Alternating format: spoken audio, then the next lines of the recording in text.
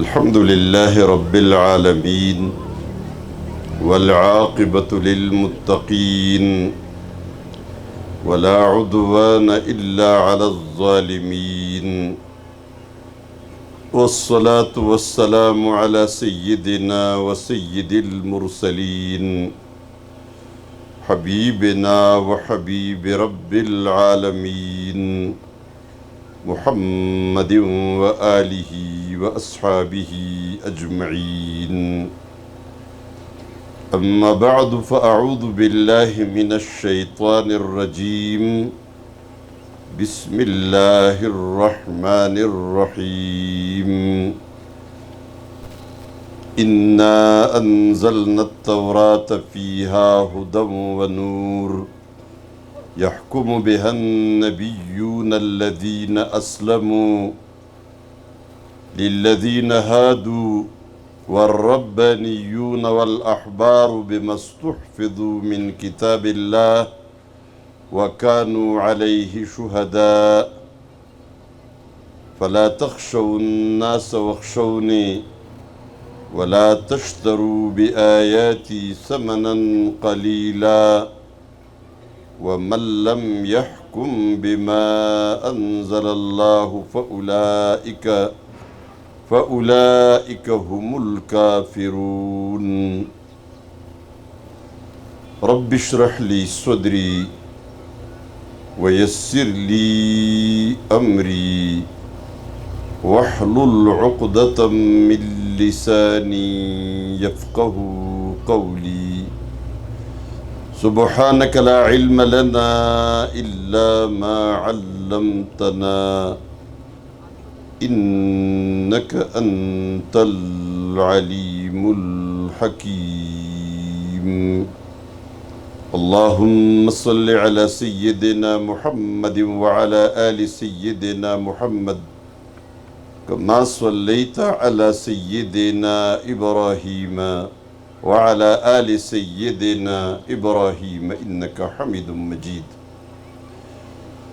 میرے انتہائی عزیز اور محترم بزرگوں، دوستوں اور بھائیوں، اور انتہائی قابل احترام خواتین اسلام، ہمارے آج کا سبق بڑا اہم سبق ہے، اور یہ سبق اس لیے اہم ہے کہ یہ ہماری بندگی کی بنیاد ہے۔ ہم اللہ کے بندے ہیں اور بندگی کرنا ہم سب کا کام ہے۔ ظاہر بات ہے، جب بندے ہیں تو بندے نے بندگی کرنی ہے، اور بندگی کا مطلب یہ ہے کہ ہم اپنی پوری زندگی میں کوئی لمحہ ایسا نہ گزرے، کوئی ایک منٹ اور ایک سیکنڈ ایسا نہ گزرے جہاں میں بندگی سے آزاد ہوں۔ میری زندگی کا کوئی حصہ ایسا نہ ہو جہاں مجھے اس بات کی آزادی ہوں کہ چلے جس قانون کی بھی پابندی کرے تو کوئی مسئلہ نہیں ہے۔ یہ اصل میں سوچنے کی بات ہے۔ ہم تو بندگی سمجھتے ہیں کہ نماز روزہ اگر کوئی ادا کرتا ہے، زکوٰۃ اس پر فرض ہے جس کے پاس مال ہو، زکوٰۃ اس پر فرض ہے جس کے پاس مال ہو، تو جس کے پاس مال دولت زیادہ نہیں ہے تو وہ نماز اور روزے کی پابندی کرے، باقی آزاد ہے، جو کچھ کرنا چاہے کرے۔ تو حقیقت یہ نہیں ہے۔ بندہ اس کو کہا جائے گا جب اس کی پوری زندگی بندگی میں آ جائے۔ لوگ سمجھتے ہیں ہم جب دکانداری کرتے ہیں، پیسے کماتے ہیں، مزدوری کرتے ہیں، کھیتی باڑی کرتے ہیں، نوکری کرتے ہیں، یہ تو ہمارا دنیاوی کام ہے۔ عبادات تو نماز اور روزہ ہے، اور اسی کو تقوی بھی قرار دیتے ہیں۔ حالانکہ نماز پڑھنے کو تقوی نہیں کہتے، روزہ رکھنے کو تقوی نہیں کہتے۔ قرآن کریم میں صاف صاف بتایا گیا ہے، یا ایہا الذین آمنوا کتب علیکم الصیام کما کتب علی الذین من قبلکم لعلکم تتقون، تم پر روزے فرض کیے گئے ہیں جیسے تم سے پہلے لوگوں پر فرض کیے گئے تھے تاکہ تم تقوادار بن جاؤ۔ یعنی روزہ تقوی کا ذریعہ ہے، روزہ تقوی نہیں ہے، نماز تقوی کا ذریعہ ہے، تقوی نہیں ہے۔ اگر کوئی شخص، جیسے ہمارے ہاں یہ مشہور ہوتا ہے، بہت زیادہ نمازیں پڑھتا ہے، نوافل بھی پڑھتا ہے، تہجد بھی پڑھتا ہے، ذکر و اذکار بھی کرتا ہے، تو ہم سب اس کو نام دیتے ہیں تقویدار ہے، بڑا متقی بندہ ہے جی۔ حالانکہ یہ متقی نہیں ہے، یہ عبادت گزار ہے۔ متقی یہ کب بنے گا؟ جب یہ اپنے آپ کو گناہ سے بچائے گا۔ بالکل سادہ سی مثال ہے، ہم ڈاکٹر کے پاس جاتے ہیں، وہ دوا دیتا ہے اور پرہیز بھی بتا دیتا ہے۔ یہ دوائی ہے، یہ کہانی ہے، 2 وقت 3 وقت 1 وقت جو بھی طریقہ وہ بتاتا ہے، اور اس کے ساتھ بتاتا ہے کہ پرہیز کرنی ہے۔ تو اگر شوگر کا مریض دوا کھاتا رہے لیکن ساتھ میٹھا بھی کھاتا رہے، تو ڈاکٹر بتاتے ہیں تمہاری دوائی کھانے کا کوئی فائدہ نہیں ہے، آپ جو میٹھا کھا رہے ہیں، بد پرہیزی کر رہے ہیں، آپ کی دوائی آپ کو کوئی فائدہ نہیں دیتی۔ ہمارے یہاں وہاں ایک جگہ ایک واقعہ ہوا تھا، ایک مریض ڈاکٹر کے پاس گیا تھا، تو اس نے ڈاکٹر سے جب مشورہ کیا کہ مجھے یہ تکلیف ہے، تو اس کو معدے کا السر تھا، یعنی معدے میں زخم ہے، تو ڈاکٹر نے اس کو دوائی لکھ کر دی اور پھر اس کو بتایا کہ آپ نے مسالہ، مرچی، گوشت، فلان فلان ان چیزوں سے پرہیز کرنا ہے۔ تو بعض جو پیٹ کے پجاری ہوتے ہیں نا، بعض لوگ زیادہ کھانے والے، شوقین لوگ کھانے پینے کے، اس نے کہا ڈاکٹر صاحب میں آپ کے پاس اسی لیے تو آیا تھا کہ میں یہ سب کچھ کھاتا رہوں اور اب دوا دے دے کہ میں ٹھیک ہو جاؤں، میری تکلیف ختم ہو جائے۔ ڈاکٹر ہوشیار تھا اور سمجھدار تھا، اس نے اس کو سمجھایا کہ میرے بھائی اصل مسئلہ یہ ہے کہ آپ کے معدے میں زخم ہے، السر ہے آپ کو، اور میری یہ دوائی اس زخم کا علاج ہے، لیکن اگر آپ مرچی اور مسالے اور یہ ساری چیزیں کھاتے رہیں گے تو میری دوائی آپ کی مرچ مسالوں کے ساتھ لڑتی رہے گی، مقابلہ کرتی رہے گی، معدے کو تھوڑا ٹھیک رکھے گی لیکن زخم اپنی جگہ پہ ٹھیک برقرار رہے گا۔ آپ مہربانی کریں میری دوائی کو اجازت دے دے، سپیس دے دے، تاکہ یہ آپ کے زخم کے خلاف لڑے، آپ کے معدے کے السر کو ٹھیک کرے، تو جب یہ زخم ٹھیک ہو جائے گا تو پھر آپ کو پوری عمر اجازت ہے، آپ کھاتے رہے جو آپ کی مرضی ہے۔ بالکل اسی طرح جو لوگ گناہ پر گناہ کیے چلے جاتے ہیں اور ساتھ نمازیں بھی پڑھتے ہیں، روزے بھی رکھتے ہیں، تہجد بھی پڑھتے ہیں، ذکر و اذکار میں تسبیح مسلسل ان کی عادت ہے، اور جب دکان میں بیٹھتے ہیں تو جھوٹ بولتے ہیں، ملاوٹ کی ہوئی ہے، حرام کماتے ہیں، سودی کاروبار کرتے ہیں، رشوت لیتے ہیں، اور نماز اذان ہو جائے تو ٹھیک بر وقت نماز کے لیے پہنچ جاتا ہے۔ اب یہ شخص عبادت گزار ہے لیکن یہ تقویدار نہیں ہے، اور اس کی عبادت اس کے ان گناہوں کے ساتھ لڑتی لڑتی ختم ہو جاتی ہے۔ غیبت کر رہا ہے تو غیبت سے تو گناہ ختم ہو جاتے ہیں، گالیاں دیتا ہے تو گالیوں سے گناہ ختم ہو جاتے ہیں، حسد کرتا ہے، ان الحسد یأکل الحسنات کما تأکل النار الحطب، حسد نیکیوں کو ایسے جلا دیتی ہے جیسے آگ خشک لکڑیوں کو جلا دیتی ہے، تو نیکیاں تو ختم ہو رہی ہے۔ تو تقویدار وہ ہوگا جو اپنے آپ کو گناہوں سے بچائے گا، اور جب تقوی ہے تو تھوڑا عمل بھی نجات کے لیے کافی ہو سکتا ہے، تقوی نہیں ہے تو بہت بڑا عمل بھی ضائع ہونے کا خطرہ ہے، وہ ضائع ہو جائے۔ اصل چیز، اصل کام ہمارا تقوی ہے۔ ڈاکٹر بھی بتاتا ہے، بلڈ پریشر کے، شوگر کے مریض کو ڈاکٹر بتاتا ہے نا کہ اگر آپ پرہیز کریں گے تو آپ کو دوا کی زیادہ ضرورت نہیں ہے، تھوڑی عبادت بھی کافی ہو جائے گی اگر تقوی موجود ہے، گناہوں سے بچنا موجود ہے۔ کوئی مرد ہو، کوئی خاتون ہو، اور عبادت کے ساتھ گناہ جاری ہے تو بڑا نقصان ہو رہا ہے۔ اپنے آپ کو تکانا بھی ہے اور ساتھ اس کو ضائع کرنا بھی ہے۔ جس طرح قرآن کریم میں اللہ تبارک و تعالیٰ نے ایک مثال دی ہے، کلتی نقضت غزلها بعد قوت انکاسا، اس عورت کی طرح نہ ہو جاؤ جو اپنا اون کاٹنے والا کام کر کر کے رات تک جب اپنے پورا مکمل کرتی ہے تو دوبارہ اس کو کھولنا شروع کر دیتی ہے اور دوبارہ ختم کر دیتی ہے۔ اس طرح نہ بنو، اپنے اعمال کی حفاظت کرو، اور اعمال کی حفاظت ہوگی تقوی کے ذریعے۔ تو اصل چیز تو تقوی ہے۔ آج کے ہمارے سبق کے ساتھ تقوی کا بڑا تعلق ہے۔ بعض لوگ کہتے ہیں یہ تو ایک کوئی سیاسی قسم کا سبق ہے۔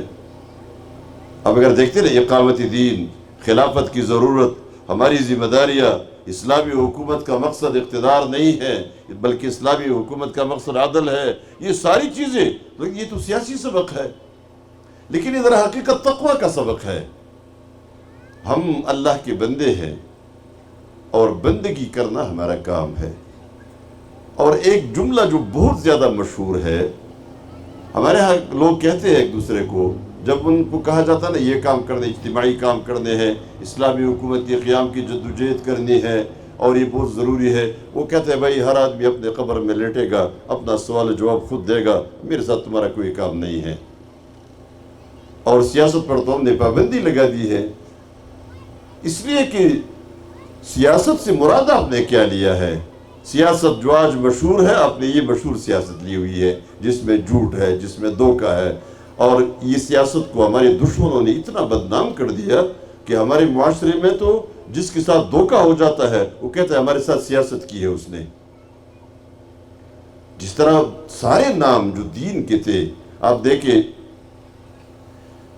اسلام میں کچھ چیزیں ہیں وقار اور عزت کی۔ پگڑی اسلام میں ایک وقار کی نشانی ہے، عزت کی نشانی ہے۔ اللہ کے رسول صلی اللہ علیہ وسلم پگڑی پہنتے تھے۔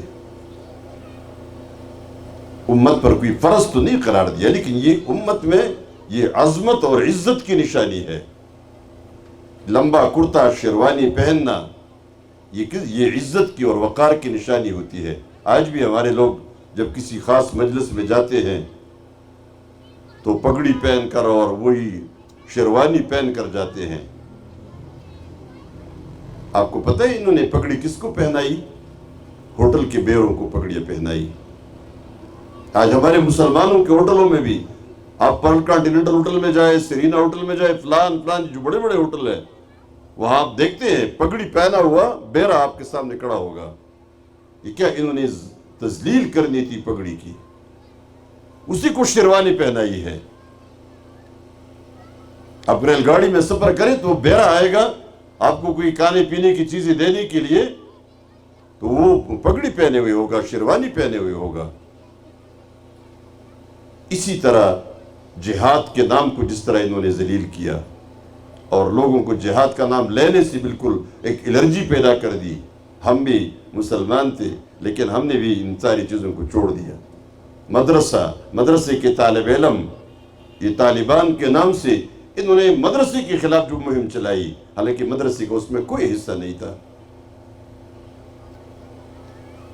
اسی طرح سیاست کے نام کو انہوں نے اس طرح بدنام کر دیا کہ جھوٹ کو کہا، دھوکے کو، غداری کو، وعدہ خلافی کو، اس کو انہوں نے سیاست کا نام دیا، اور پھر مسجد میں نوٹس لگایا مسجد میں سیاسی باتیں کرنا منع ہے۔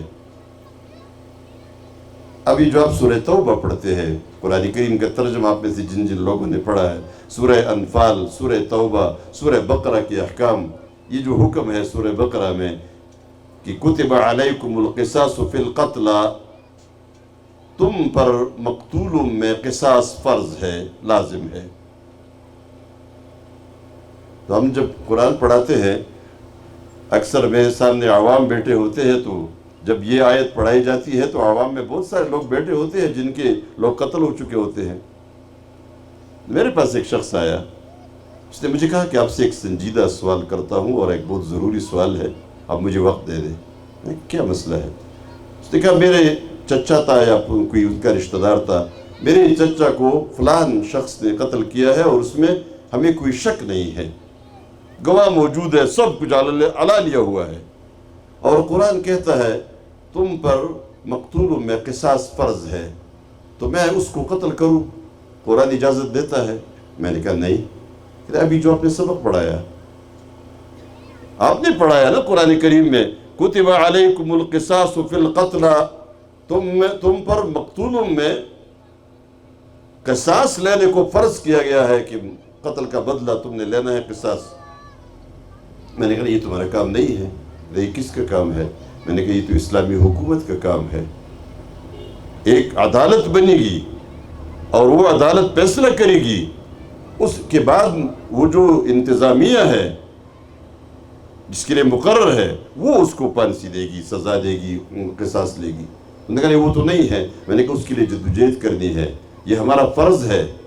اس حکم پر جو سورہ البقرہ کا ہے، اس پر عمل کرنے کے لیے اسلامی حکومت کا قیام آپ پر فرض ہے، ورنہ پھر اسی طرح آپ روتے رہیں گے۔ کہتے وہ تو نہیں ہو سکتا۔ میں نے کہا پھر روتے رہو، پھر آپ روتے رہیں گے نا، اسی طرح پریشانی میں بیٹھیں گے۔ آپ کے لیے کوئی مداوع، کوئی حل اس کے علاوہ نہیں ہے۔ قرآن نے حکم دیا ہے نماز پڑھو اور زکوٰۃ دو۔ اب نماز پڑھنے کے لیے جو آج آپ اوسیا شہر کے بازار میں جائے نا، اذان کے بعد کسی کو کہنا اٹھو دکان بند کرو، وہ نہیں بند کرے گا۔ اب نماز کا قیام صرف یہ تو نہیں ہے کہ لوگ نماز پڑھے، اس کی مرضی ہے پڑھے نہ پڑھے، یعنی ان کی مرضی پر ہے، ان کی مرضی پر تو نہیں ہے۔ سب پر نماز فرض ہے، تو حکومت کا فرض یہ ہے الذین ان مکناہم فی الارض اقاموا الصلاة وآتوا الزکاة، جن لوگوں کو ہم زمین میں طاقت عطا کرتے ہیں، حکومت دیتے ہیں، ان کی ذمہ داری ہے کہ وہ نماز کی اقامت کریں گے، نماز قائم کریں گے۔ اب حکومت کا کیا ہے؟ سزا مقرر کرے گی حکومت، وقت مقرر کرے گی۔ اس مسجد میں، جامع مسجد میں اتنے بجے نماز ظہر ادا کی جائے گی، اتنے بجے عصر ادا کی جائے گی، اتنے بجے مغرب ادا کی جائے گی، عشاء ادا کی جائے گی۔ جو آس پاس کے لوگ ہیں انہوں نے جس نے نماز نہیں پڑھی اس کے لیے سزا مقرر ہوگی۔ اقامت الصلاۃ یہ ہے۔ اب زکوٰۃ دینے کا جو مسئلہ ہے، اب کہاں زکوٰۃ کس کو مل رہی ہے، کون وصول کر رہا ہے؟ کوئی آج بھروسہ ہی نہیں کر رہا۔ بینک والے زکوٰۃ وصول کرتے ہیں، میں لکھ دیتا ہوں جی میں نے زکوٰۃ میں نے خود دینی ہے، اس لیے کہ وہاں اعتماد نہیں ہے، بھروسہ نہیں ہے۔ بہت سارے زکوٰۃ کے پیسے وصول کر کے انہوں نے اس کو جس طرح غلط استعمال کیا ہے، حکومتوں نے جس طرح کیا ہے، اس لیے کہ وہ زکوٰۃ کی اہمیت سے واقف ہی نہیں ہے۔ اب یہ کون کرے گا؟ یہ اسلامی حکومت کرے گی۔ اب مجھے آپ بتائیے، اگر ہم میں سے کوئی کہے کہ میرا حکومت کے ساتھ کیا تعلق ہے، میں نے اپنے قبر میں جانا ہے، اپنی زندگی میں نے بچانی ہے، اور میرے ساتھ اپنے زندگی کی فکر ہے، بس مجھے حکومت سے میرا کوئی تعلق نہیں ہے۔ بات بڑی سادہ سی ہے اور بڑی واضح بھی ہے اور دل کو لگتی ہے، لیکن اب ذرا غور کریں، مسئلہ بھی یہی ہے، ہم بھی یہی کہتے ہیں اپنی زندگی بچانی ہے۔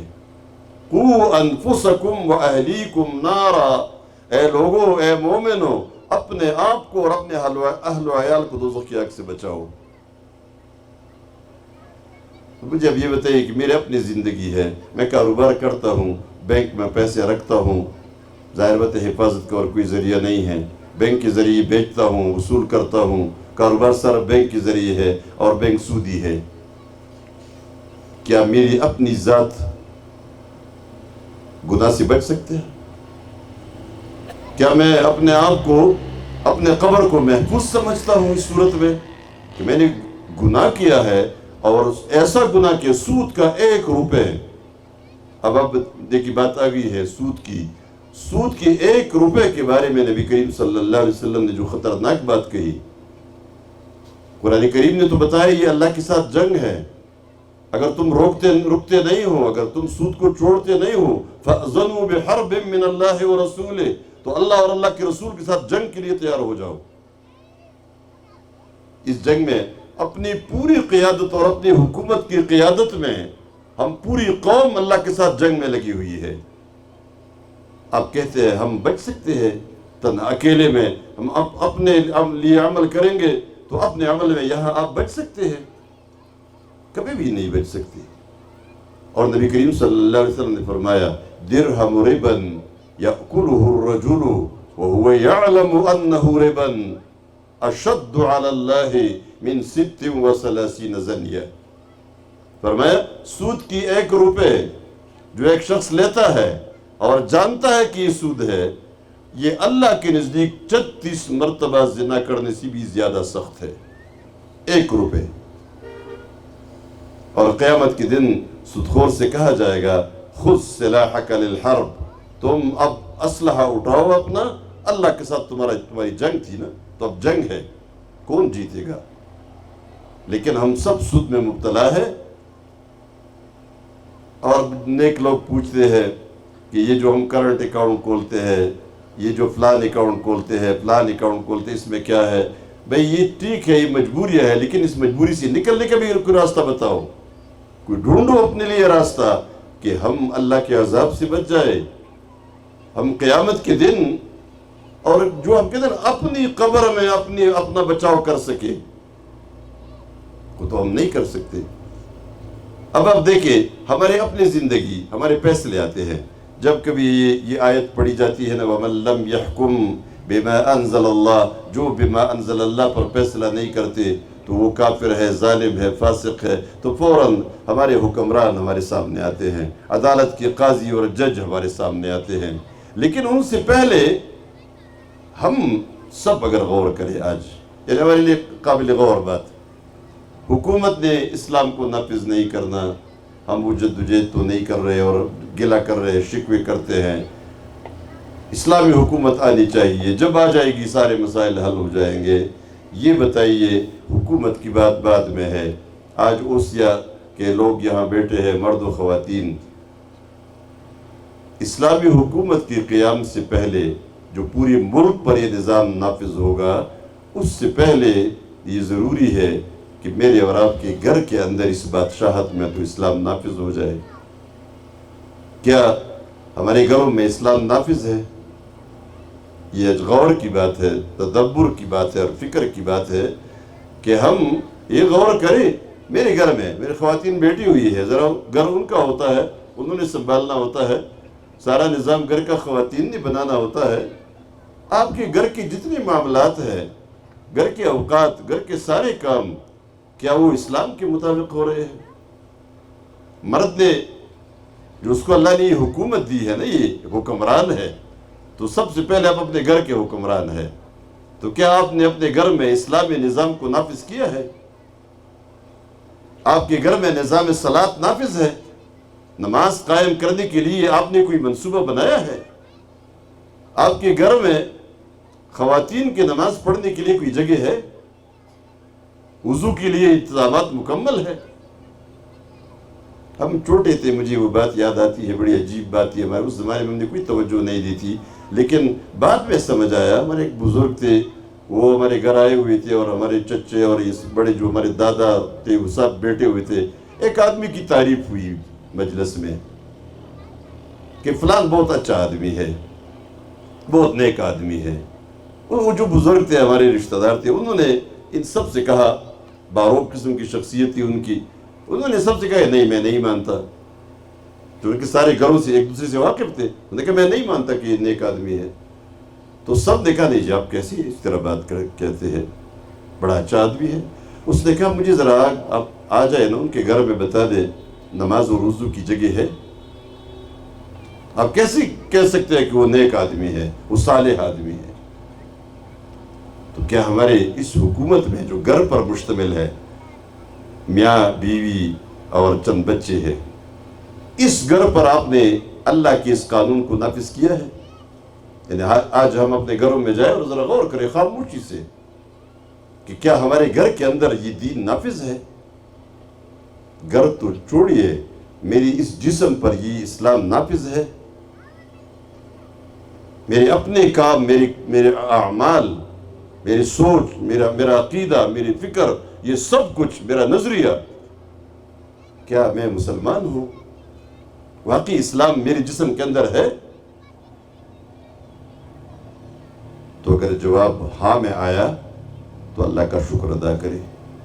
ممکن ہے بہت سارے گھر ایسے ہوں گے جہاں شاید جواب ہاں میں آ جائے، ہاں جی بالکل ہے، مرد بھی کہے خاتون بھی کہے ہاں میرے جسم پر اسلام نافذ ہے، خاتون اللہ کی تمام قوانین کے مطابق اپنی زندگی گزارتی ہے، باہر نکلتی ہے اللہ کے حکم کے مطابق نکلتی ہے، گھر میں ہوتی ہے، اپنے شوہر کے ساتھ معاملات میں، بیوی کے ساتھ شوہر کے معاملات میں، ان تمام چیزوں میں خاتون یہ کیسے کہتی ہے، یہ یقین ہے اسے کہ میں تابعدار ہوں، میں مسلم ہوں، اس لیے کہ میرے سارے احکام مان لیے ہیں، اس گھر میں میرے گھر کے اندر کوئی اللہ کے قانون کی خلاف ورزی نہیں ہو رہی، تو اللہ کا شکر ادا کرے۔ لیکن اگر نہیں ہے تو متوجہ ہو جائے۔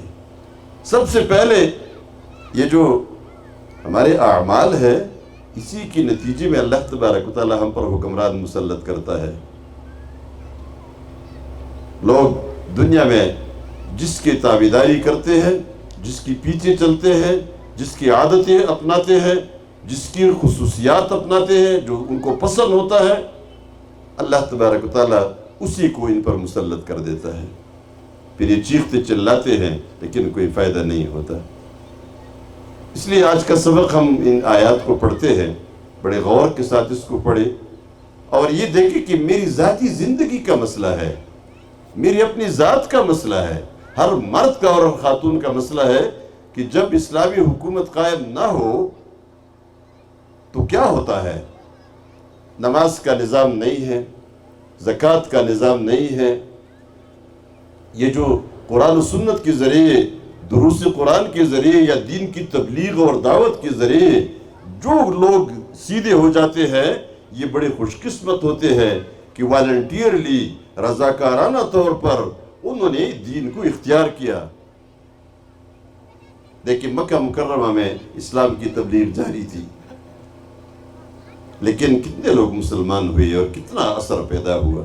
بہت تھوڑے لوگ مسلمان ہوئے، حتیٰ کہ وہاں سے آپ کو ہجرت کرنی پڑی۔ بڑی کوشش آپ نے فرمائی کہ حبش کی طرف ہجرت ہو جائے اور وہاں اسلامی حکومت کے قیام کے لیے جگہ میسر آئے، مرکز قائم ہو جائے، نہیں ہو سکا، ان کی قسمت میں نہیں تھی یہ بات۔ طائف کا سفر آپ نے فرمایا اگر مکے والوں کی قسمت میں یہ نہیں ہے تو طائف والوں کی قسمت میں اگر یہ کہ وہاں اسلام کو مرکز میسر آئے، نہیں آ سکا۔ یثرب والوں کی قسمت میں یہ بات تھی، مدینہ منورہ بعد میں بنا کہ وہاں مرکزیت قائم ہوئی، وہاں کے لوگ آئے، اسلام قبول کیا انہوں نے اور آپ صلی اللہ علیہ وسلم کو دعوت دی، اور اسلامی ریاست بنانے کے لیے جب تیار ہو گئے وہ لوگ اور وہاں اسلامی حکومت قائم ہو گئی، چند سالوں کے اندر اسلام پورے عرب پر پھیل گیا تھا، پوری دنیا پر اس کا رعب قائم ہو گیا تھا۔ آج عالم کفر اس بات سے ڈرتی ہے کہ مدینہ منورہ کی چھوٹی سی ریاست میں، چھوٹی سی جگہ میں اسلامی حکومت قائم ہوئی، پوری دنیا پر غلبہ حاصل کیا انہوں نے۔ آج وہ نہیں چھوڑتے کہ آپ کے ہاں کہیں اسلامی حکومت نافذ ہو جائے، اسلامی نظام قائم ہو جائے۔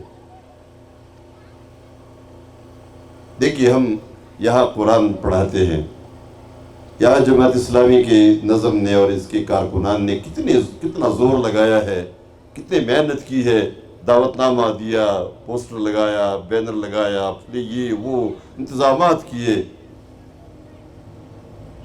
تو اوسیا کی اس آبادی میں کتنے فیصد لوگ یہاں موجود ہیں؟ یا اگر 1000 لوگ موجود ہے، 2000 لوگ موجود ہے تو باقی آبادی کتنی ہے؟ اور پھر بھی ہم محنت کرتے ہیں، کوشش کرتے ہیں جتنا کچھ ہو سکے۔ ہمارے بچے گھروں میں آ کر قرآن اگر پڑھے تو پڑھے، اور نہ اسکولوں میں کالجوں میں کچھ بھی انتظام نہیں ہے، جو ہے وہ نہ ہونے کے برابر ہے۔ لیکن اگر اسلامی حکومت قائم ہو جائے اور ایک حکم حکومت کرے، ایک حکم، میں آپ کو واقعہ سناتا ہوں۔ سن 1977 میں جب انقلاب آیا اور جنرل ضیاء الحق حکمران بنا، اس کے بعد اس نے ایک حکم کیا تھا، وہ ایک آرڈیننس جاری کیا تھا، اور اس نے وہ ایسا آرڈیننس جاری کیا تھا جو لوگوں نے کہا یہ بڑا ناسمجھی کی بات ہے۔ اس نے حکم کیا تھا کہ جو وکیل، چونکہ وہ نیک آدمی تھا خود، جو وکیل عدالت میں وکالت کرتا ہے، اور اس نے فقہ حنفی کی کتاب الہدایہ، علامہ مرغنانی کی کتاب الہدایہ، یہ فقہ حنفی کی بہت بڑی کتاب ہے، بڑی ضخیم اور بڑی مستند کتاب ہے، جس نے یہ، چونکہ قانون کی کتاب ہے ہدایہ، اسلامی قانون ہے پورا اس میں، تو جس وکیل نے ہدایہ نہیں پڑھی ہے وہ وکیل وکالت نہیں کر سکے گا۔ اس کے لیے 1 مہینے کی مہلت دی تھی، 1 مہینے تک یا کچھ عرصے کی مہلت دی تھی۔ میرے خیال جو بزرگ لوگ ہیں شاید ان کو یاد بھی ہوگا۔ مجھے اس لیے واقعہ یاد ہے کہ ہمارے بٹخیلہ میں رہتے تھے، میں سبق پڑھتا تھا، اسکول میں تھے، ہمارے استاد تھے مسجد میں، ہم ان سے قرآن کا ترجمہ اور فقہ کی کتابیں اور دینی علم حاصل کرتے تھے۔ ہم آتے تھے، وہ وکیل آتا تھا اور ہمارے استاد سے ہدایہ پڑھتا تھا۔ 1 مہینے کے اندر اندر، بلکہ اس سے پہلے انگریزی زبان میں ہدایہ کا ترجمہ چھپ کر آ گیا تھا، اس لیے کہ حکومت نے حکم دیا تھا، قانون آ گیا تھا۔ اس کے یعنی مہینے سے پہلے تک چند دنوں کے اندر انگریزی کا ترجمہ بھی ہو گیا تھا۔ اتنی بڑی کتاب ہے جو آپ کے پاس قرآن کریم سے دگنی بڑی کتاب ہے، اس کا انگریزی ترجمہ آ گیا تھا۔ لطیفہ پھر یہ تھا کہ وہ آ کر انگریزی والا ہدایہ اپنے سامنے رکھتا تھا اور ہمارے استاد کے سامنے عربی والا ہدایہ پڑھا ہوتا تھا۔ آدھا گھنٹہ 45 منٹ تک ہمارے استاد ان کو عربی ہدایہ سے پشتو میں سبق پڑھاتے تھے، اور وہ بیٹھا ہوتا تھا انگریزی ہدایہ پڑھتا تھا۔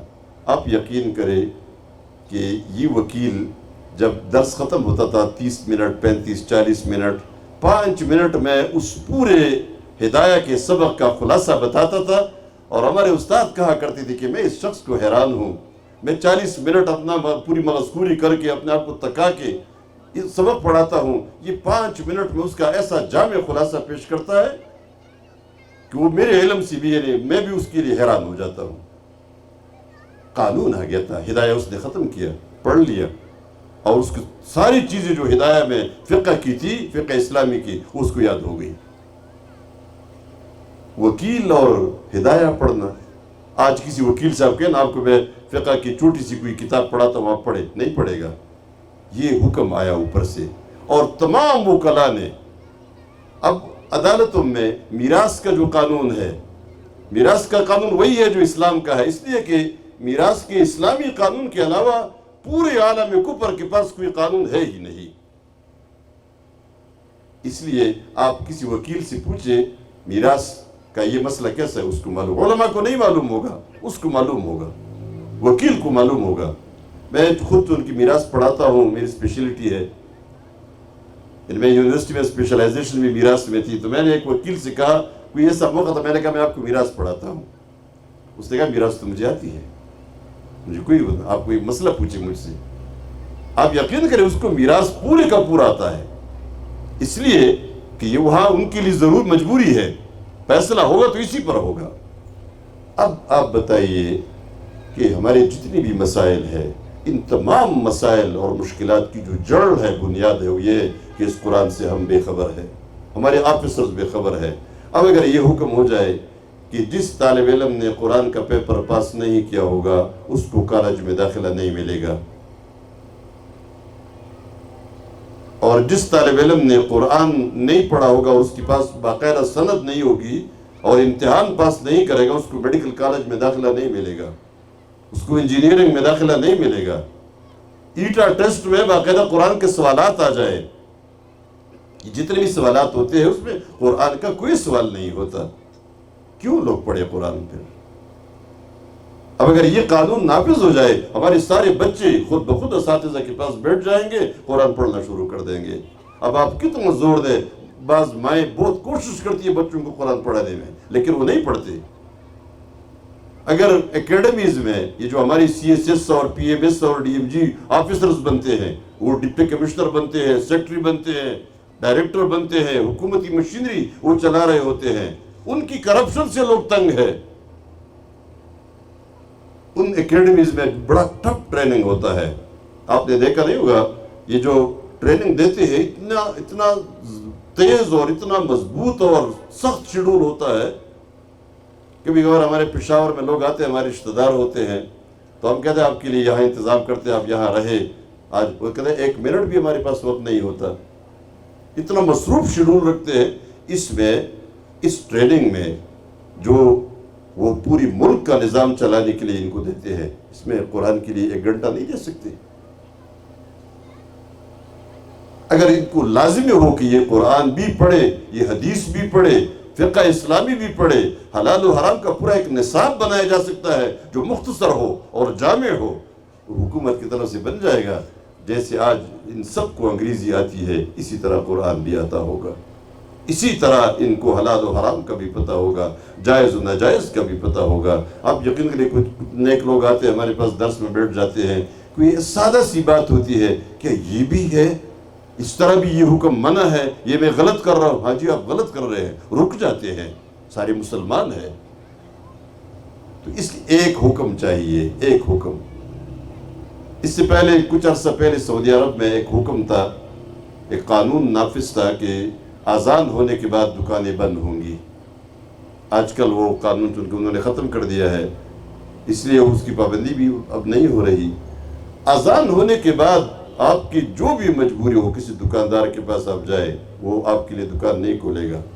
حتیٰ کہ ہم ریاض شہر میں جا رہے تھے اور اذان عشاء کی ہو گئی اور پیٹرول پمپ میں گاڑی ہم نے داخل کی کہ بھئی پیٹرول ڈالو۔ اس نے کہا نہیں، ہم نے کہا بھئی فلان جگہ نماز کے لیے پہنچنا ہے، کیونکہ ایک جگہ میرا درس تھا تو نماز عشاء کے بعد تو ہو۔ انہوں نے کہا جیسی بھی ہے لیکن ہمیں اجازت نہیں ہے۔ یہ حکومت کا فائدہ ہے، جب حکومت نافذ ہو جاتی ہے اس کے بعد آپ کے تمام مسائل حل ہو جاتے ہیں۔ دیکھیں یہ جو ہم کہتے ہیں نا امر بالمعروف اور نہی عن المنکر، یأمرون بالمعروف وینہون عن المنکر، کام آپ کا یہ ہے کہ تم سب نے امر بالمعروف یعنی نیکی کا حکم دینا ہے، برائی سے روکنا ہے۔ یہ جب اسلامی حکومت نافذ نہیں ہے، آپ نیکی کا حکم نہیں دے سکتے، نہ برائی سے روک سکتے ہیں۔ یہ جب اوپر سے اسلامی نظام نافذ ہو تب پھر آپ نیچے جب جو شخص بھی نیکی کا حکم کرے گا وہ مانا جائے گا، اس لیے کہ قانون یہی ہے۔ جس کی خلاف ورزی اگر وہ کر رہا ہے تو آپ سے معافی مانگے گا، بات مانے گا، تو امر بالمعروف اور نہی عن المنکر کا کام بھی شروع ہو جائے گا۔ جب تک اسلامی حکومت قائم نہیں ہوتی وہ نہیں شروع ہو سکتا۔ اب آپ دیکھیں سنیے، اللہ نے فرمایا، یہ سورہ المائدہ کی آیات ہے، اِنَّا أَنزَلْنَا التَّوْرَاةَ، اللہ فرماتا ہے میں نے تورات نازل کی تھی، فیہا ہدی و نور، جس میں ہدایت تھی اور نور تھا، روشنی تھی، یحکم بہا النبیون الذین اسلموا، اور اسی کے مطابق وہ تمام پیغمبر فیصلے کرتے تھے جو مسلم تھے۔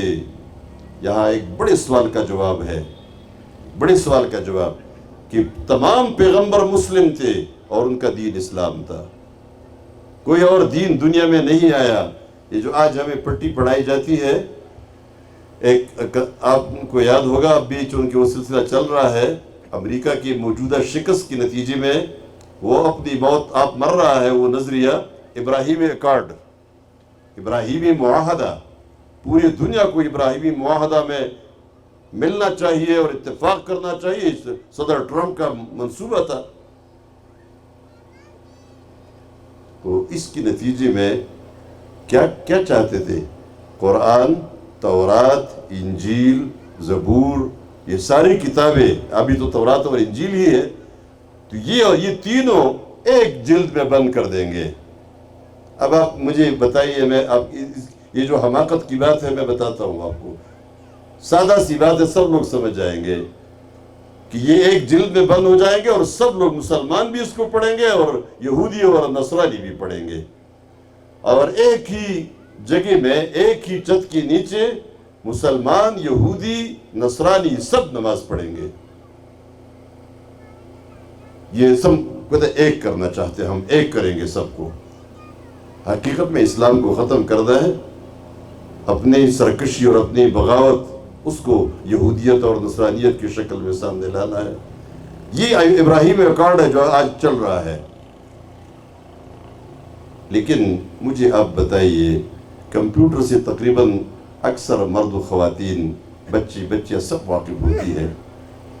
جب پہلے کمپیوٹر آیا تھا تو اس میں میں جس کمپیوٹر پہ میں نے سیکھا اور اس پہ کام کیا، میں متحدہ عرب امارات میں تھا، تو وہاں سب سے پہلا جو کمپیوٹر 386 MB 365 MB، بہت کم کیپیسٹی، لیکن اس کا حجم کتنا تھا؟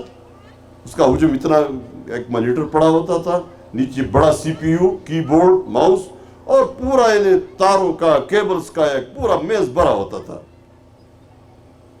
اب بعد میں آج کے زمانے مثلا ابھی ایک لیپ ٹاپ آ گیا ہے، اس کے اندر، اس لیپ ٹاپ کے اندر وہ کی بورڈ بھی اندر ہے، اور CPU بھی اندر ہے، مانیٹر بھی اندر ہے، اور اس کی کیپیسٹی کتنی ہے؟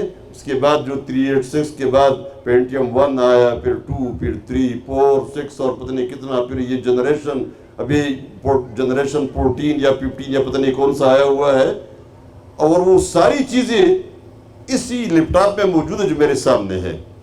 مجھے معلوم نہیں تھا کہ لیپ ٹاپ کی اور کمپیوٹر کی بات بیچ میں آئے گی، ورنہ میں اپنا لیپ ٹاپ سامنے رکھ کے آپ کو بتاتا۔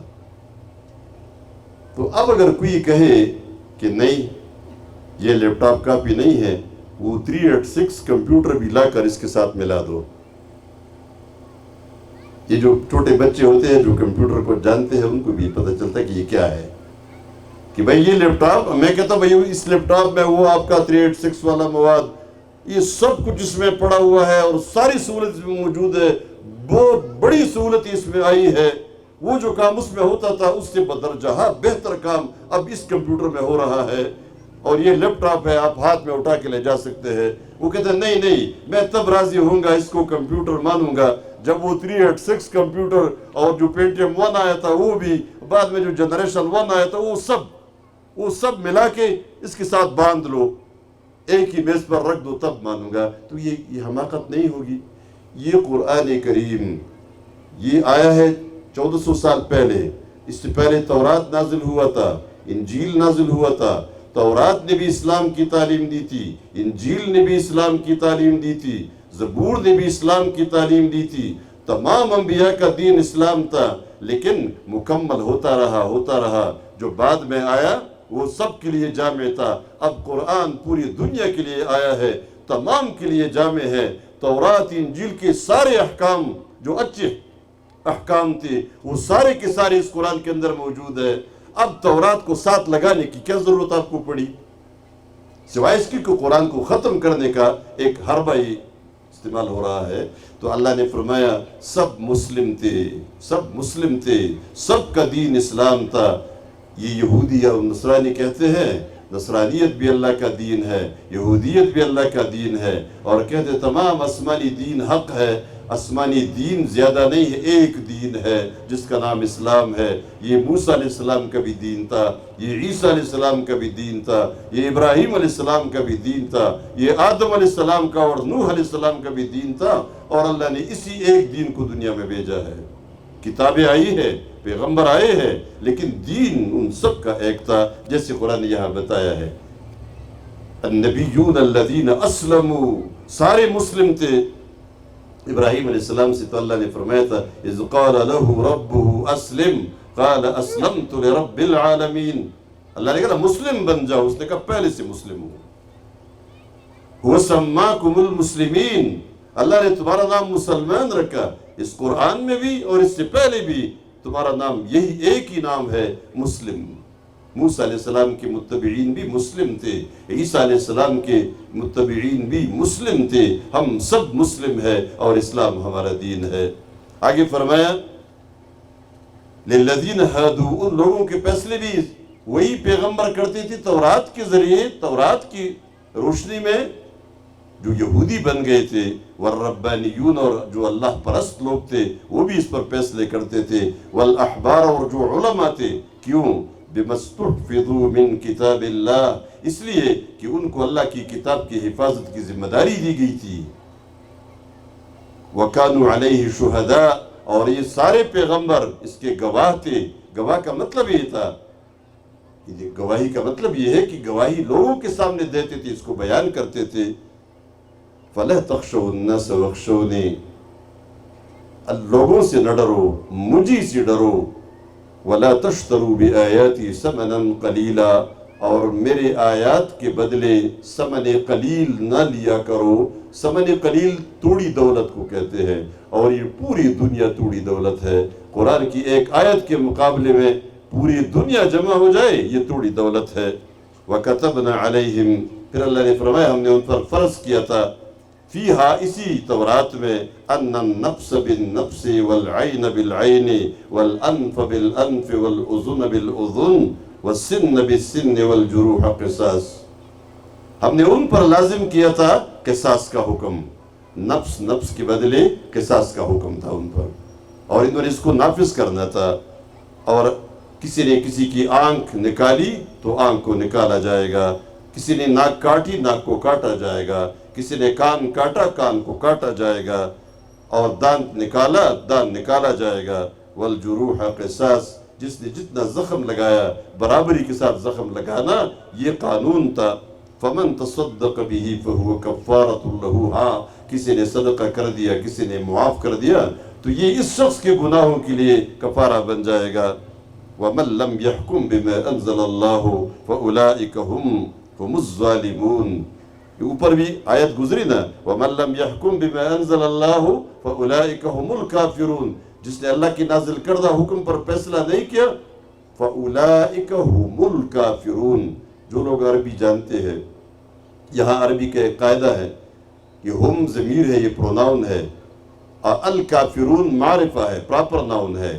عربی میں پروناؤن جب پراپر ناؤن کے ساتھ آتا ہے تو حصر مطلوب ہوتا ہے، معنی یہ ہے وہی کافر ہے، وہی کافر ہے، جو اللہ کے قانون پر فیصلہ نہیں کرتے وہی کافر ہے۔ اور پھر فرمایا وَمَن لَّمْ يَحْكُم بِمَا أَنزَلَ اللَّهُ فَأُولَئِكَ هُمُ الظَّالِمُونَ، اور جو اللہ کے نازل کردہ حکم پر فیصلہ نہیں کریں گے وہی ظالم ہے، وہی ظالم ہے۔ وَقَفَّيْنَا عَلَىٰ آثَارِهِمْ، پھر ان کے نقش قدم پر ہم نے بھیجا، کون؟ بعیسیٰ ابن مریم، عیسیٰ ابن مریم کو بھیجا، مصدقا لما بین یدیہ۔ اب آپ دیکھیں تصدیق کرنے والے تھے جو اس سے پہلے جو کتابیں گزری تھی۔ تصدیق کیوں کی؟ کیونکہ چیز ایک تھی، تورات اور انجیل ایک مصدر سے نکلنے والی کتابیں، ایک ہی جگہ سے آنے والی اور ایک دین کو پھیلانے والی تھی، اس لیے تصدیق ہو رہی تھی، ایک دوسرے کو سچا مانتا ہے۔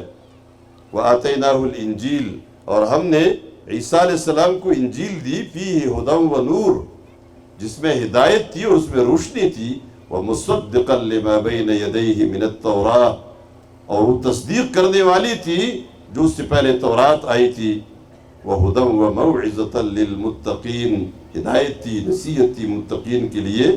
وَلْيَحْكُمْ أَهْلُ الْإِنْجِيلِ بِمَا أَنزَلَ اللَّهُ فِيهِ، ہم نے حکم دیا تھا کہ انجیل والے بھی اسی پر فیصلے کرے جو اللہ نے اسی میں نازل کیا ہے، اس لیے کہ وَمَن لَّمْ يَحْكُمْ بِمَا أَنزَلَ اللَّهُ، جس نے بھی اللہ کے نازل کردہ حکم پر فیصلہ نہیں کیا، فَأُولَئِكَ هُمُ الْفَاسِقُونَ، تو وہی فاسق ہے۔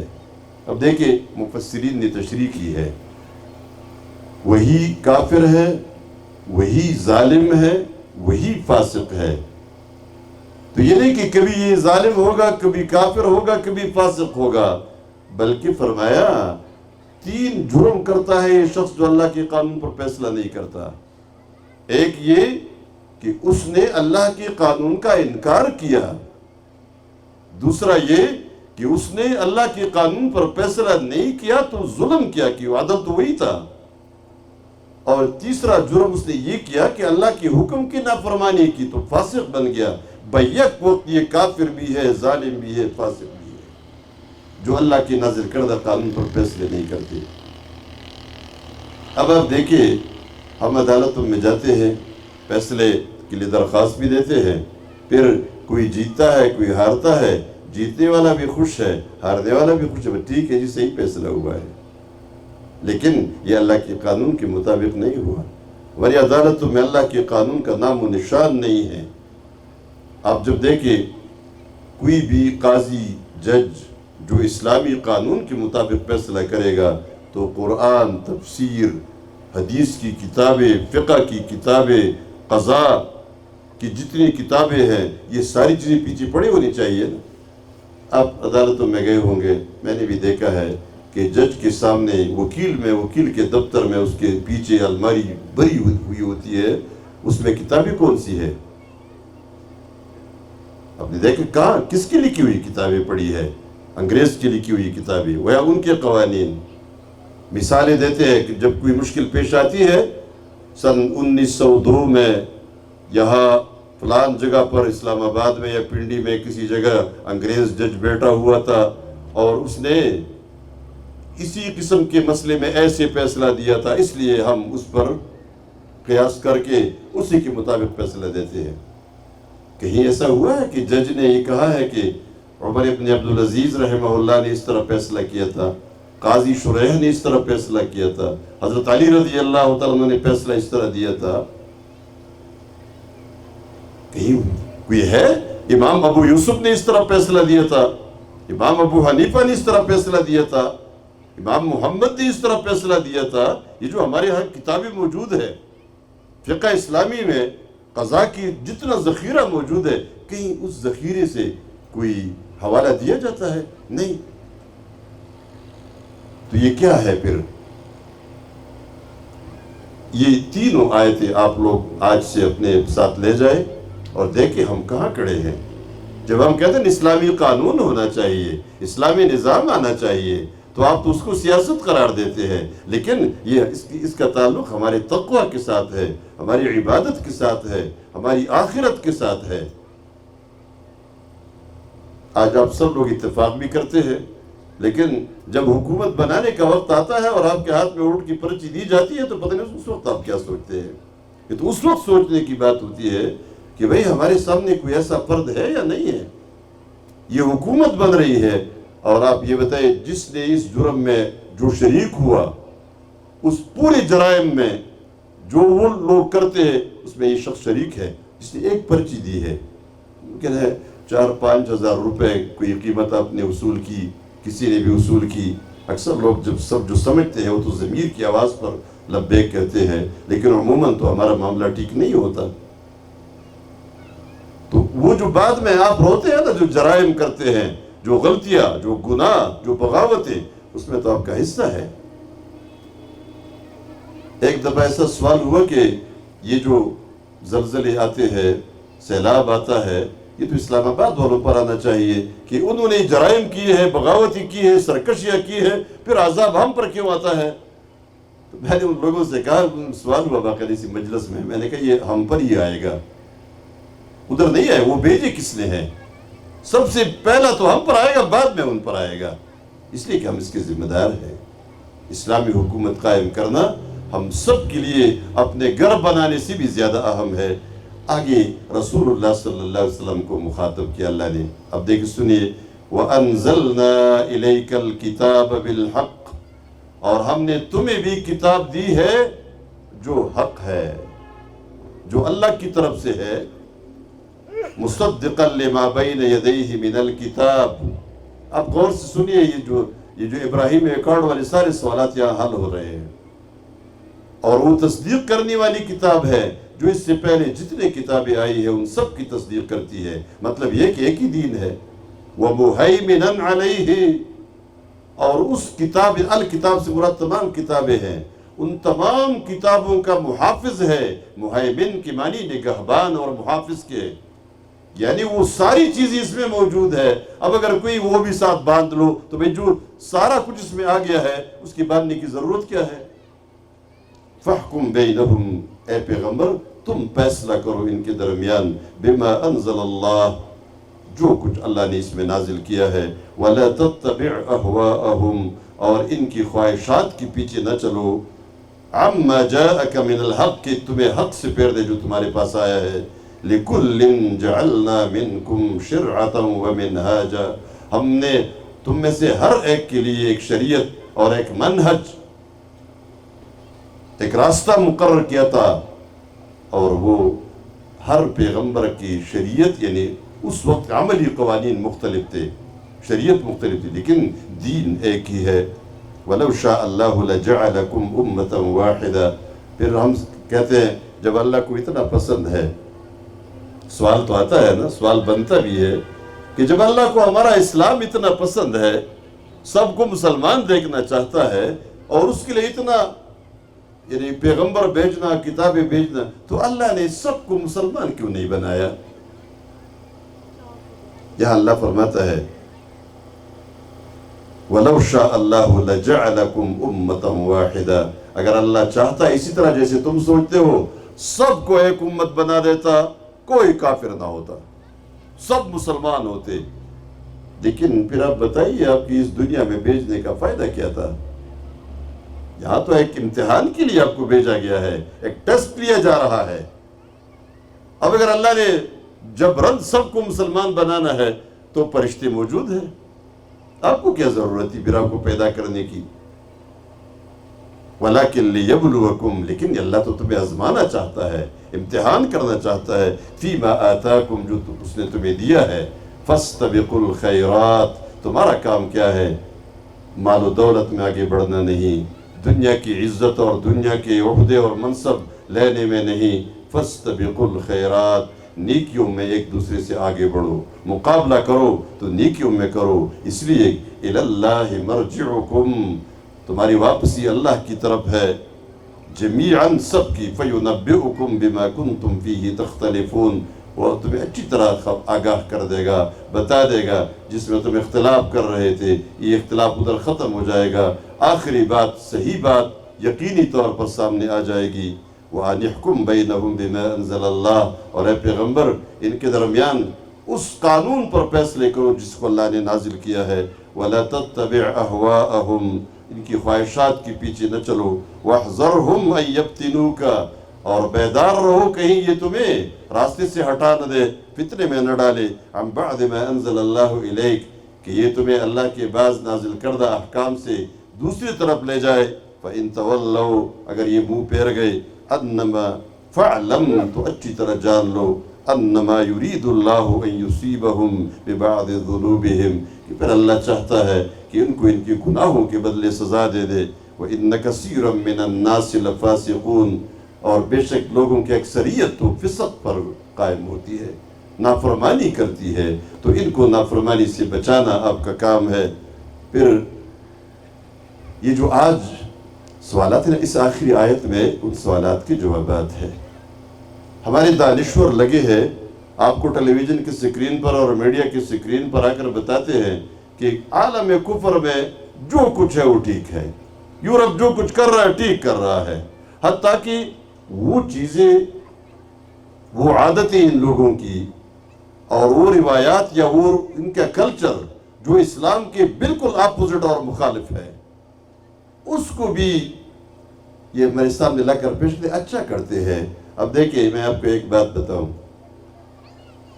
یہ ابھی اپریل کا مہینہ تو گزر گیا ہے، 1 اپریل جب آتا ہے تو آپ لوگ کیا مناتے ہیں جی؟ 1 اپریل پھول، 1 اپریل پھول مسلمان منا رہے ہیں، اور 1 اپریل پھول کا مطلب یہ ہے 1 اپریل کی بیوقوف، یہی مطلب ہے نا۔ 1 اپریل کی بیوقوف کون تھے جو آج ہم منا رہے ہیں جی؟ لوگ کہتے ہیں یہ 1 اپریل پھول میں کیا ہے، بڑا دانشور سکرین پر آ کر جواب دیتا ہے یہ ایک تہوار ہے، کوئی مسئلہ نہیں ہے، لیکن یہ تھا کیا؟ ہمارے اندلس کی حکومت سینکڑوں سال پر مشتمل حکومت ختم ہو گئی، اندلس سقوط کر گیا، آج کا اسپین، یہ غرناطہ، قرطبہ، یہ جو آج بڑی بڑی مسجدیں بند پڑی ہے، امریکہ والے کہتے ہیں نا ہم نے وہاں چرچ میں مسلمانوں کو نماز پڑھنے کی اجازت دے دی، آیا تھا نا اخبارات میں، میڈیا پر، چرچ میں مسلمانوں نے جا کر نماز پڑھی، بڑا مزہ آیا۔ میں کہتا ہوں مسجد قرطبہ میں ہمیں 2 رکعت نماز پڑھنے کی اجازت دے دے، وہاں تو 2 رکعت نہیں، کھڑے ہونے کی بھی اجازت نہیں دیتے۔ یہ جب سقوط کر گیا تو سارے مسلمانوں کو انہوں نے قتل عام کیا تھا، ایسا قتل عام دنیا نے نہیں دیکھا جو یہاں انہوں نے کیا تھا۔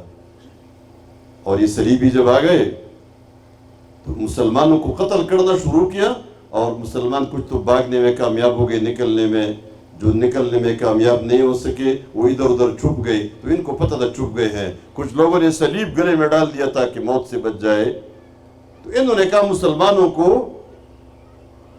ان کے ساتھ ایک کام کرتے ہیں، کیا ایک تاریخ مقرر کرتے ہیں کہ مارچ کے مہینے میں آپ سب لوگ وہاں جمع ہو جائے، ان کے لیے باقاعدہ جگہ مقرر کی، میدان میں جمع ہو جائے، خیمے لگائے گئے،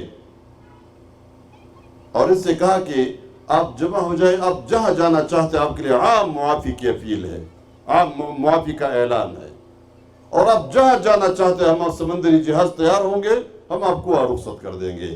یہ واقعہ ہے، یہ آپ پڑھ لیں، دیکھ لیں، آپ انٹرنیٹ پر 1 اپریل پول ذرا سرچ کریں، آج آپ کو پتہ چلے کہ 1 اپریل پول ہے کیا چیز۔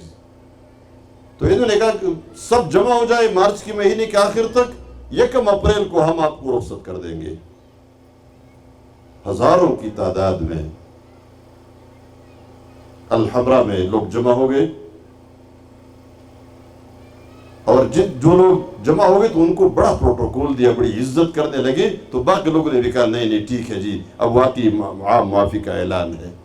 یہ سب جمع ہو گئے، ہزاروں کی تعداد میں مسلمان جمع ہو گئے، مرد، خواتین، بچے، سب۔ انہوں نے کہا بس ہم کسی جگہ چلے جائیں گے۔ تو 1 اپریل آیا، سمندری جہازوں میں ان کو بٹھایا، اور سمندر کی بیچ میں جب یہ پہنچے تو ان سب کو سمندر میں پھینک دیا، مسلمانوں کو۔ انہوں نے کہا آپ نے تو ہمارے ساتھ وعدہ کیا تھا، کہتا نہیں یہ تو 1 اپریل پول تھا، 1 اپریل میں کو ہم جھوٹ بولتے ہیں۔ شرم نہیں آتی آج کے لوگوں کو 1 اپریل کو 1 اپریل پول مناتے ہوئے؟ اس دن تو رونا چاہیے تھا۔ ہمارے مرد، خواتین، بچے، بوڑھے، جوان، سب کو دریا برد کر دیا تھا، بڑی بے دردی کے ساتھ اور بے رحمی کے ساتھ، مچھلیوں کا خوراک بن گیا تھا سب۔ دانشور آج کہتا ہے یہ تو تہوار ہے، اور اس طرح کی بہت ساری جتنی بھی چیزیں ہیں۔ ویلنٹائن ڈے ہم مناتے ہیں، وہ کہتے ہیں یہ تہوار ہے، بدکار کی یاد مناتے ہیں، جن کو صلیبیوں نے اس شخص کو پھانسی دی تھی، اتنا بدکار تھا ویلنٹائن۔ لیکن آج وہ تاریخ آتی ہے اور سرخ پھول سے ہماری دکانیں بھر جاتی ہے، سرخ بیلون سے ہماری دکانیں بھر جاتی ہے، مرد عورتیں سب نکل کے سرخ پھول خریدتے ہیں، ہمارا بڑا کاروبار ہے۔ بدکاری کی یاد ہے، اس زناکار کی یاد ہے جس کو انہوں نے خود پھانسی دی تھی، اور یہ سرخ بیلون ان کی کسی دکان میں ان لوگوں نے دیکھے، اس دکان کو صلیبیوں نے جلایا تھا۔ کہتے ہیں یہ ہماری دامن پر بددما داغ ہے۔ مسلمان ویلنٹائن ڈے مناتے ہیں اس لیے کہ ہمارے دانشور کہتے ہیں اس میں کیا خرابی ہے، لیکن ہمارے عید کا دن آتا ہے، قربانی کے دن ابھی گزرے ہیں نا، تو قربانی کے دن انہوں نے کتنا اشتہار کیا، یہ قربانی کس لیے ہے، گوشت بہت زیادہ ہوتا ہے، اب یہ جتنے پیسے ہیں یہ غریبوں کو کیوں نہ دے۔ بھئی جب آپ اپنے بیٹی کی شادی پر غیر ضروری اخراجات کر رہے تھے، جہیز کے نام پر ایک لعنت ہے، یہ لاکھوں روپے خرچ کر رہے تھے، آپ کو تو غریب یاد نہیں آیا تھا؟ آپ جب اپنی بیوی کے لیے شاپنگ کر رہے تھے تو آپ کو تو غریب یاد نہیں آیا تھا اس وقت؟ وہ جو ایک سائل آیا آپ سے 10 روپے مانگا، آپ نے وہ بھی نہیں دیا تھا، اور ہزاروں لاکھوں میں آپ نے شاپنگ کی۔ آپ اپنے بیٹے کی شادی کے لیے جو غیر ضروری اخراجات کر رہے تھے تو آپ کو تو غریب یاد نہیں آیا تھا؟ آپ جب اپنے بچوں کو پیسے دے رہے ہیں اور غیر ضروری مطالبات پوری کر رہے ہیں، آپ کو تو غریب یاد نہیں آیا، لیکن 20-25 ہزار 30 ہزار روپے کی قربانی کے وقت آپ کو غریب یاد آیا۔ یہ اس دینی جو ہماری عید ہے، یہ جو ہماری قربانیوں کی تاریخ ہے، جو ہمارے شعائر ہے، ان کے خلاف بس یہ سرگرم ہوتے ہیں اور کہتے ہیں قرآن و سنت اس کی منظوری دے دے۔ بتا رہے کہ قرآن میں بھی اب اللہ نے فرمایا اَفَحُكْمَ الْجَاهِلِيَّةِ يَبْغُونَ، کیا یہ جاہلیت کے فیصلے تلاش کرتے ہیں؟ یہاں نیچے مفسرین لگاتے ہیں عِندَكَ، تمہارے پاس اے پیغمبر، یہ لوگ تمہارے پاس جاہلیت کے فیصلے لینے آتے ہیں؟ ایسا نہیں ہو سکتا۔ وَمَنْ أَحْسَنُ مِنَ اللَّهِ حُكْمًا، اللہ کے فیصلے سے بڑھ کر اچھا فیصلہ اور کس کا ہو سکتا ہے؟ لِقَوْمٍ يُوقِنُونَ، لیکن اس قوم کے لیے جو یقین کرے۔ اس لیے یہ خلافت کا قیام، اسلامی حکومت کا قیام، یہی اقامت دین ہے۔ آج کل تو لوگوں نے یہ اقامت دین کی اصطلاح ہی گم کر دی ہے، تو جب آپ کہتے ہیں اقامت دین تو کہتے ہیں یہ تو آپ قرآن کے خلاف بول رہے ہیں۔ تو جب قرآن نے کہہ دیا ان اقیموا الدین ولا تتفرقوا فیہ، دین قائم کرو اور اس میں کوئی فرقہ بندی تفرقہ نہ کرو، گروہ بندی اختیار نہ کرو، اختلاف نہ کرو۔ تو قرآن کہتا ہے، قرآن کہتا ہے ہم نے پیغمبر کس لیے بھیجا؟ والذی ارسل رسولہ بالہدی ودین الحق لیظہرہ علی الدین کلہ ولو کرہ المشرکون۔ اللہ وہ ذات ہے جو پیغمبر بھیجتا ہے ہدایت کے ساتھ، دین حق کے ساتھ، تاکہ وہ اس دین کو تمام دوسرے ادیان پر غالب کر دے۔ اس کا کیا مطلب ہے؟ اس لیے اس پر سوچئے، غور کیجئے۔ ہم ایک بہت بڑی ذمہ داری سے غافل ہے، اور اس کا نتیجہ یہ ہے کہ ہماری زندگی بندے کی زندگی نہیں ہے، ہم باغی ہے، ہم باغی ہے۔ ہم اللہ کے حضور سجدہ تو کرتے ہیں، لیکن ہمارے اعمال بغاوت کے اعمال ہے۔ آج کے لیے ہوم ورک لے لے، اسی بندگی کے راستے میں رکاوٹ کیا ہے؟ اب دیکھیں، پہلا ہوم ورک عام فرد کے لیے کہ روزمرہ زندگی میں ناجائز راستے، رشوت، سفارش، جھوٹ سے بچنے کا عزم کرے۔ میں جھوٹ نہیں بولوں گا، سفارش نہیں کروں گا، نہ لوں گا، اور اسی طرح رشوت کا جو بھی معاملہ ہے میں کبھی رشوت نہیں لوں گا، نہ رشوت دوں گا۔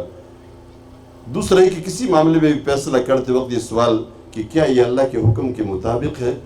یہ فرد کے لیے ہے، فیصلہ کر رہا ہے نا، یہ کام میں کروں یا نہ کروں، تو آپ سوچیں کیا یہ حکم، یہ اللہ کے حکم کے مطابق ہے یہ کام یا نہیں ہے۔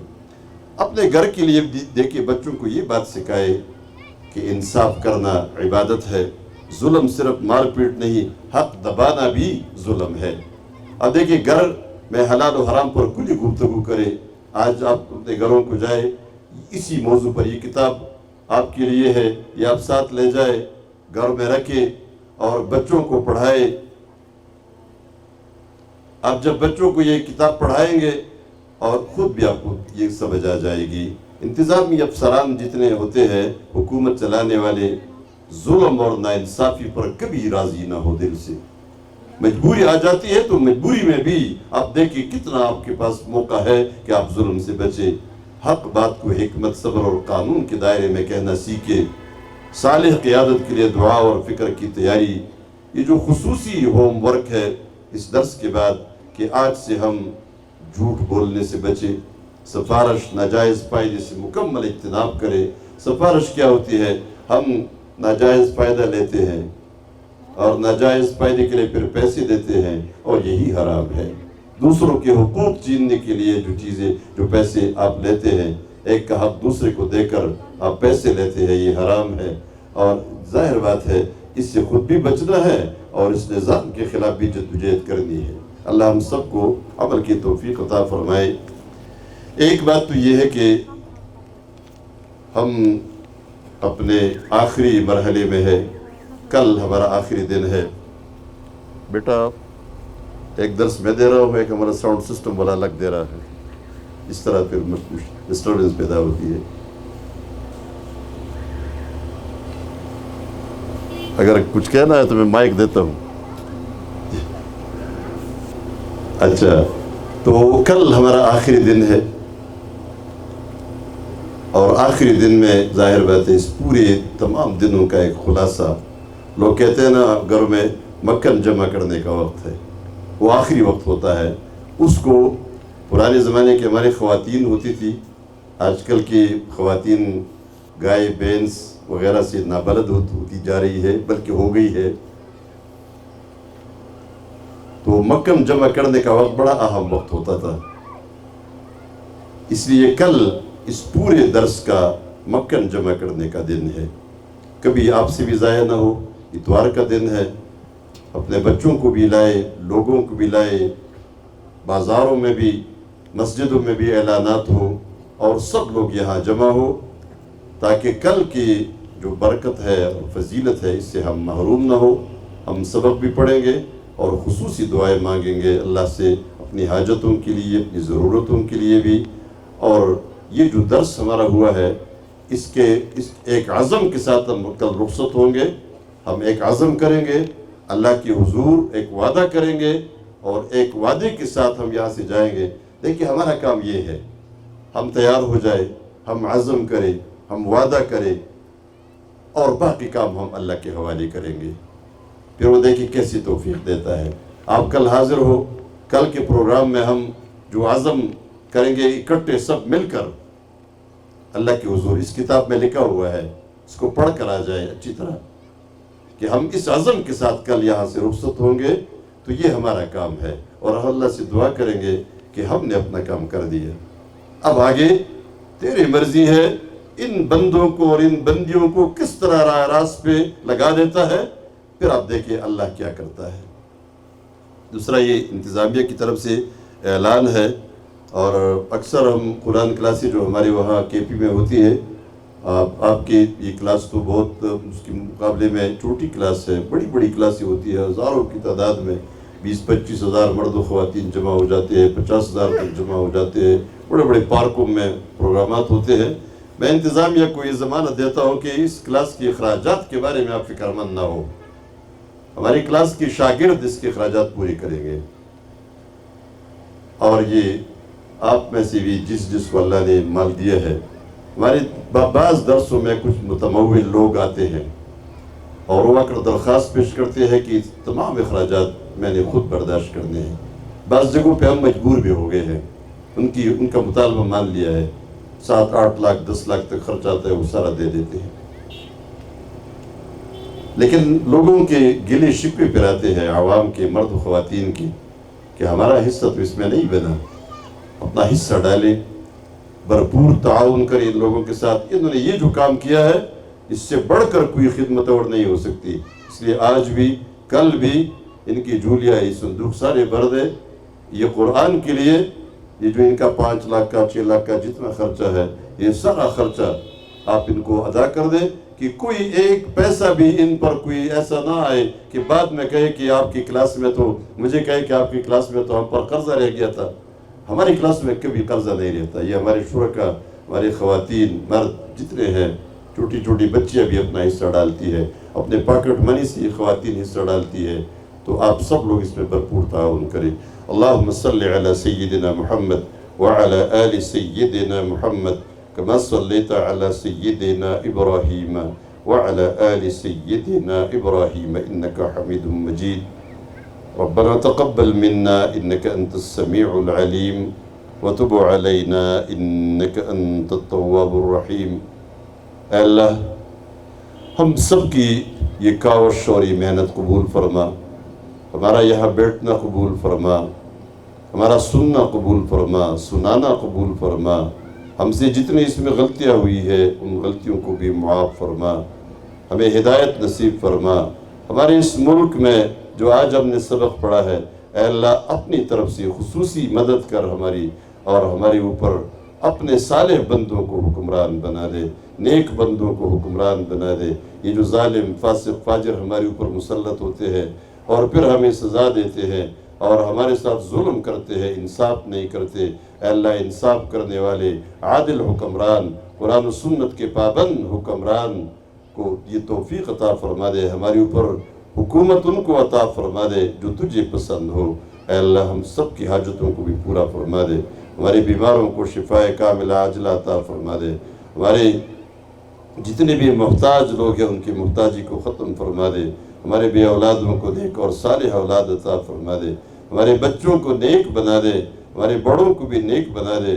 یہ جتنے بھی بچے یہاں حاضر ہیں، اپنے ماں باپ کے ساتھ اس درس میں آئے ہیں، ان بچوں کو یہ جو قرآن کے سائے میں لے کر آئے ہیں، ان کو نیک اور صالح بنا، ان کو ماں باپ کی آنکھوں کی ٹھنڈک بنا، آخرت کے لیے صدقہ جاریہ بنا، دنیا میں ان کے لیے ان کی جتنی تمنائیں ہیں ان کو بھی پورا فرما، اور ہماری ان تمام حاجتوں کو اور دعاؤں کو قبول فرما جو شرعی ہے، جائز ہے۔